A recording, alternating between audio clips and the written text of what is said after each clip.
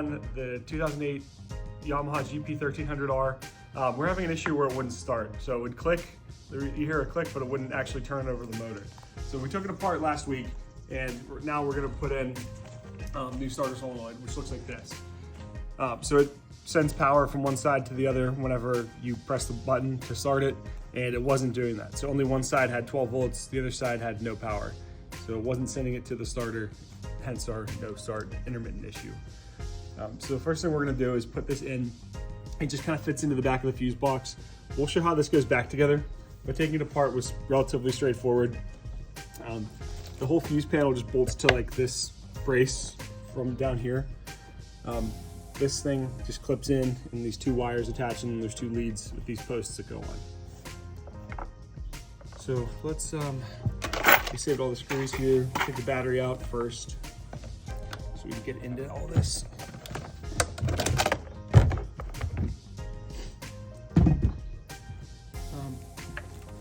Kind of hard to work on.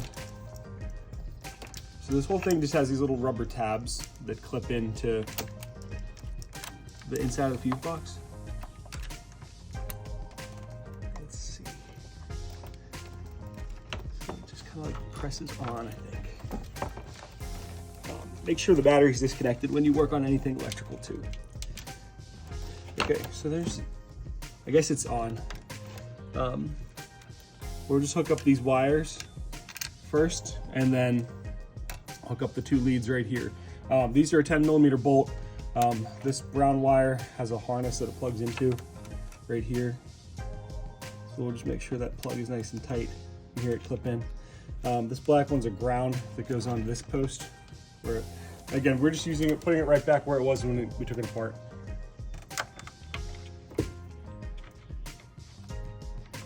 So we kept everything loose.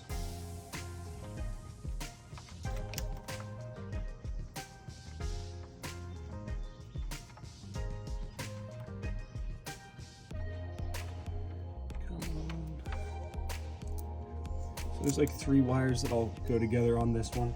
Put the wires together, and we'll just thread the bolt back in. And then we'll test this before we put everything together and make sure that it actually is working too.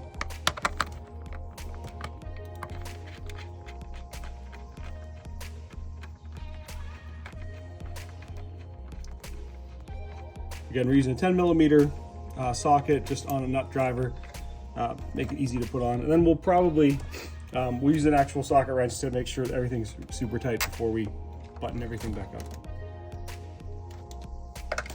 Hard thing is trying to keep this still. Yeah, just get that a hole.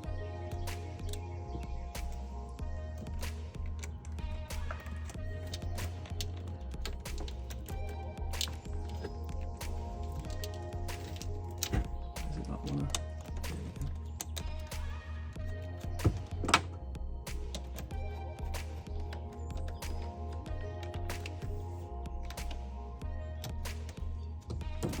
This one on the left had an extra wire that went on it, but you'll see it's actually a bolt with 2 washers. It's got a lock washer and a flat washer.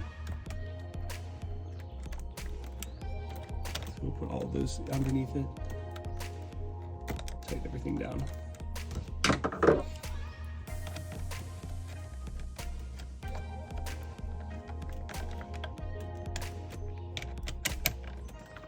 Okay.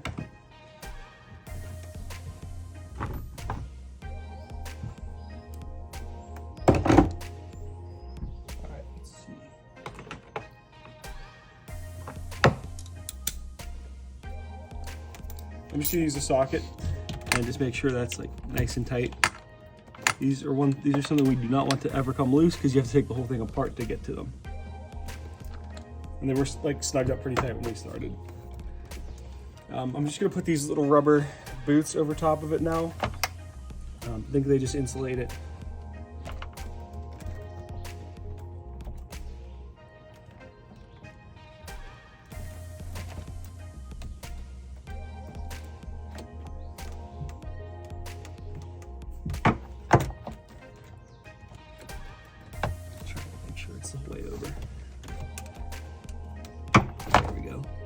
The first one's over.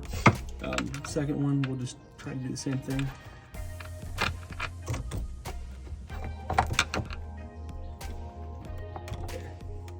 Okay. So it's back together. I think we can probably test it from here. We'll test it with the cover off and just hook up the battery temporarily. Just to make sure it cranks over. And if it does, we'll put the whole thing back together. All right, so everything worked when we cranked it over. Final step is gonna be reassembly. It's kind of tough because there's not a lot of like wire on these. So it kind of takes two people where one holds this and the other one puts the screws in. There's a bunch of bolts like this that are just these like hex head 10mm bolts. So we'll hold this on and then try to just get them all started.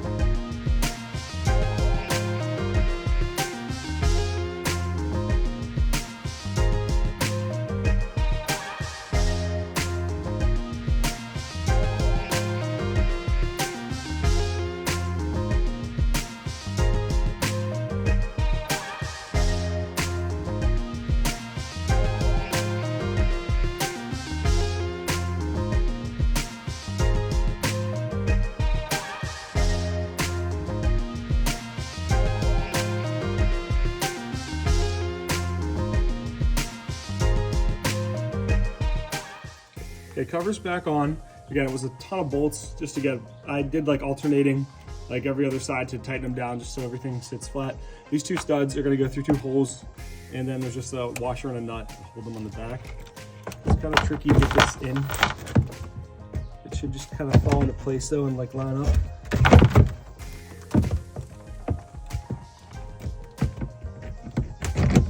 Like that, perfect. Then on the back, again, we have a washer and a nylock nut. I believe these are also 10mm. We'll get them started first. And then on there's one bolt that goes in on the bottom. So those two are here, and then the bolt looks like this. There should just be a hole right in the center for it. Should thread in.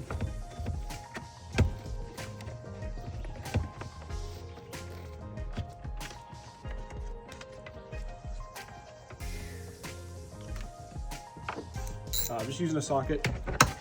This one's a 12.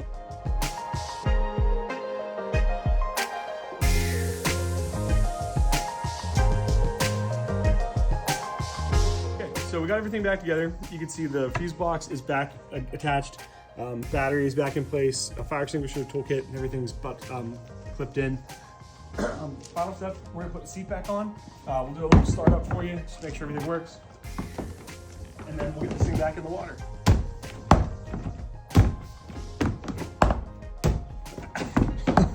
Get this out. Is the toolbox in the way or something? I don't think there's nothing this out. What the heck? Blooper reel. There it is. 19th time's the charm.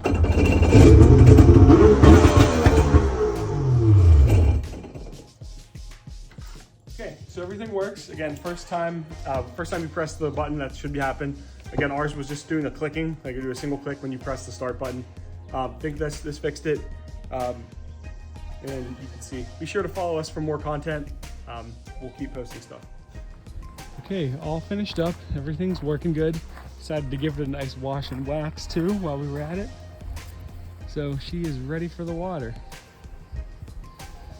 Washed and waxed, cleaned off the seat. There was some mildew on there. Looks nice and fresh now. Everything is ready to go.